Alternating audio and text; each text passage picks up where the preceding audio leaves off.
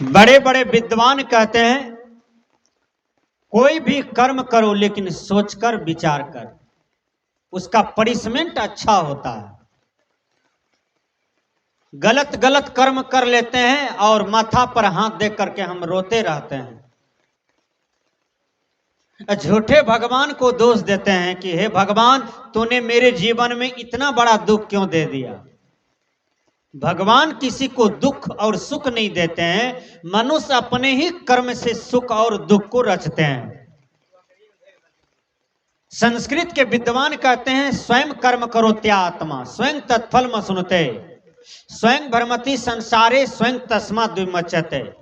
बोलिए, हम खैनी खाते हैं, खैनी वाला कैंसर हो जाए तब कहें हे बजरंग बली, हमारा बाप दादा 7 पीढ़ी 10 पीढ़ी से आपका पूजा करते आए हैं, हम भी पूजा करते हैं, खैनी वाला कैंसर क्यों हुआ हमारे मुंह में। तो बजरंग बली को दोष देते हैं। बजरंग बली कभी कहे थे आपको मुंह में खैनी खाओ भर दिन? अब कीटाणु धर लिया, मुंह में घाव हो गया, वो खैनी का प्रेसमेंट है, उसमें बजरंग बली का क्या दोष है? श्री राम भगवान का दोष क्या है? राम भगवान का दोष उसमें नहीं है, न कोई देवी देवता का दोष है, वो तो आपके ही कर्म का परिणाम है। अब दारू पी रहे हैं, आपका किडनी फेल हो जाएगा। अब किडनी फेल हो गया तो घर के देवी देवता को उठा के फेंकते हैं, भगवान को गाली पढ़ते हैं, गुरु महाराज को गाली पढ़ते हैं। लेकिन भगवान राम रामायण में कहते हैं काहो न कोई सुख दुख दाता, निज कीर्त कर्म फल सुन भोग भराता। भगवान राम जब चल दिए अयोध्या को छोड़ करके वन की तरफ, तो राजा दशरथ राम की वियोग में तरफ तरफ करके रोने लगे। जैसे मछली जल के बिना तरफ तरफ करके मर जाती है, उसी तरह से दशरथ तड़पने लगे। जानते हैं क्यों? क्योंकि श्रवण कुमार के मां बाप राजा दशरथ को श्राप दिया था कि तूने मेरा बेटा को मारा है, जैसे मैं अपना बेटा के वियोग में तरफ तरफ करके मर रहा हूं श्रवण दशरथ, वैसे तू भी मरेगा। वही श्राप उनको पड़ गया। तो राम के वियोग में दशरथ तरफ करके मर गए, तो वो उनका कर्म का फल था, दशरथ का किया हुआ कर्म था, दशरथ को भोगना पड़ा। बोलिए, पूरे दुनिया के लोग भगवान राम को भगवान मानते हैं, सृष्टि का संचालक मानते हैं, दुनिया का संचालक मानते हैं राम भगवान को, लेकिन दशरथ को नरक में जाने से कहां बचाए? अपना बाप को भगवान राम नहीं बचा पाए, काहे ने स्वर्ग में ट्रांसफर कर दिए दशरथ को? वो भगवान था, वो कुछ भी कर सकते थे। दुनिया मानती है ना कि भगवान के हाथ में दुनिया है, वो कुछ भी कर सकते हैं। तो अपना बाप को नरक में जाने से राम भगवान नहीं बचा पाए। भगवान राम कहते हैं रामायण में काहुन कोई सुख दुख दाता, निज कीर्त कर्म फल सुन भोग भराता। सब अपने कर्मों का दृष्टा भोगता है। ए भरता लक्ष्मण, तू मत शोक कर, मैं भी कर्म का अधीन हूं, तू भी कर्म का अधीन है, और सीता भी कर्म का अधीन है। हर जीव जंतु यहां पर कर्म का अधीन है। इसलिए अच्छा कर्म का अच्छा नतीजा, बुरा कर्म का बुरा नतीजा होता है। इसलिए विद्वान लोग कहते हैं कि कर्म सोच संभल करके करना चाहिए। हम किसी का गला काट देंगे, क्या मेरा गला बचेगा? नहीं बचेगा। क्या हम किसी का बाप को मार देंगे, बेटा को मार देंगे, पति को मार देंगे, तो क्या हम जी जाएंगे? हमको भी कोई न कोई मार देगा, क्योंकि कर्म फल है। आप देखिए, रावण बहुतों को मारता काटता था, रावण का खानदान सहित विनाश हो गया, रावण को भी गला काट दिया। तो मारने काटने वाला आदमी का पनिशमेंट अच्छा नहीं होता है। बहुत आदमी समाज में अहंकार में रहते हैं कि हमसे बड़ा कोई नहीं है, हम जो लोकाही में करेंगे वही कर देंगे, हमसे सब भयभीत है, हमसे सब डरता है। इसका मतलब आप रावण है भैया। रावण ये काम करता था, ये काम कंस करता था।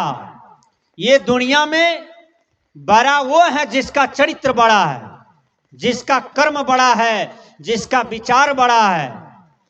कोई लाठी के हाथ से बड़ा नहीं होता है, तलवार थ्रीनट बंदूक रख करके कोई बड़ा नहीं होता है, पारिवारिक बल से शारीरिक बल से बड़ा नहीं होता है।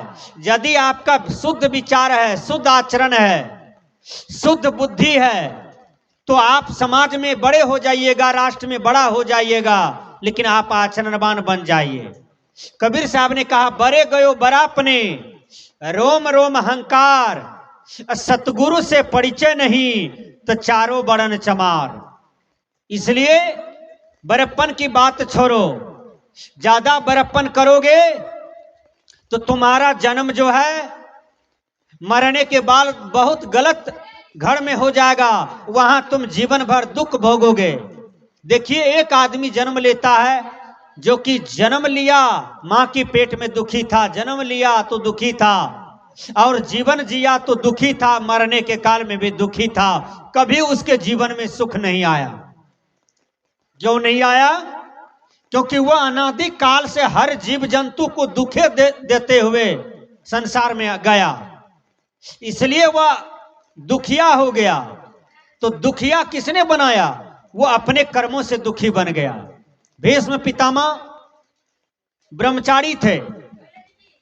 भीष्म पितामह जोनी में उन्होंने एक भी काम गलत नहीं किया था, लेकिन जब पूरा शरीर में बाण गथ गया, फील्ड में गिर गया, घाव पिल्लू हुआ, तो पूछते हैं, भगवान कृष्ण को बुलाते हैं पितामह कि हे कृष्ण भगवान, मुझे 1000 जन्म तक का ख्याल है मैंने कोई भी पाप नहीं किया है, तो प्रेसमेंट क्यों मेरा गलत हुआ आज? कहा 1000 जन्म के जो आप पहले गलत काम किए हैं वही कर्मफल आज आपको भोगना पड़ रहा है।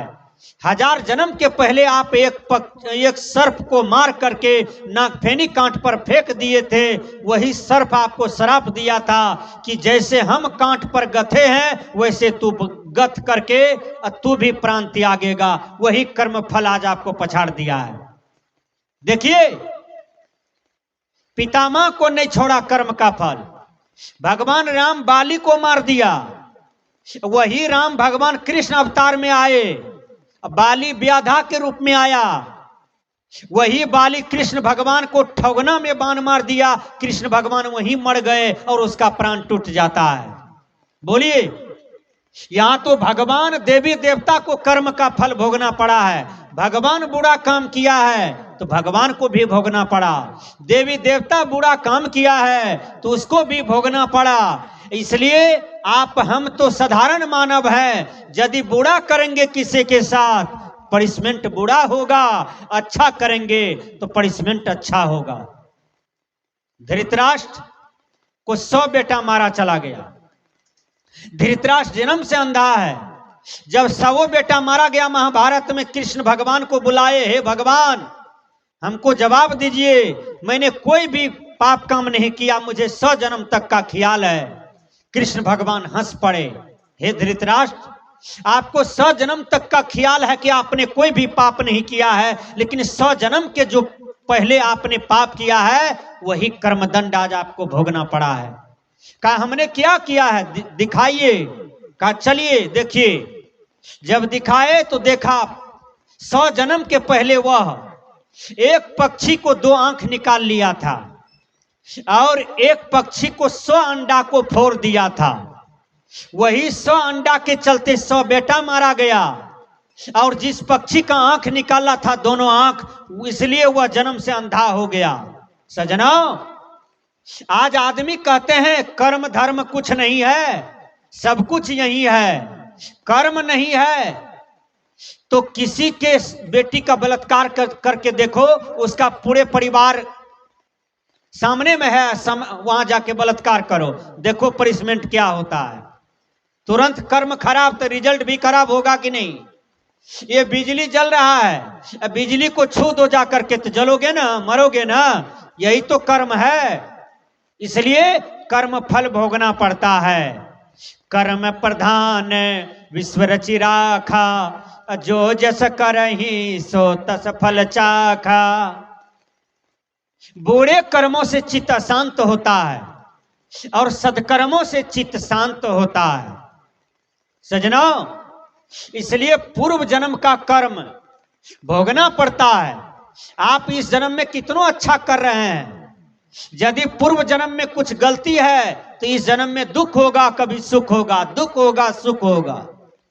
याद कर लीजिए, बहुत आदमी गड़बड़ा जाते हैं कि हम कभी गलती नहीं करते हैं बाबा, तो दुख इतना क्यों होता है। इसी टोला टट्टी में बाजार में ढेरी पापी लोग हैं, उसको सुखे सुख होता है। अरे उनका अनुसरण मत करो, आपका भी पीछे कुछ गड़बड़ था जो इस जन्म में भोग सट रहा है, आपका भोग खत्म हो रहा है, वो खत्म होगा, आपको छुट्टी मिल जाएगी।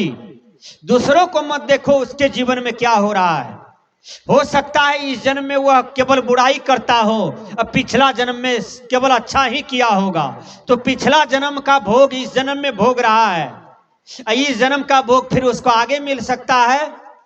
ये तो प्रकृति कर्म भूमि है, यहां कर्म का फल प्रस्फुटित होता है।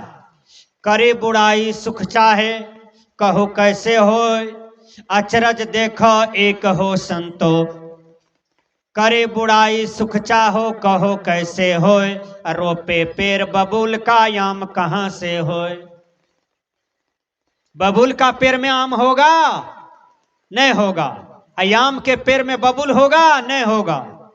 खेत में धान लगाए हैं तो धान मिलेगा कि गेहूं? धान मिलेगा। खेत में लगाए हैं मकई, मिलेगा बजरा?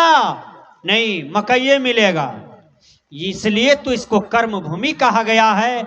इसलिए यहां कर्म सोच संभल करके करें तो आपका जीवन अच्छा होगा।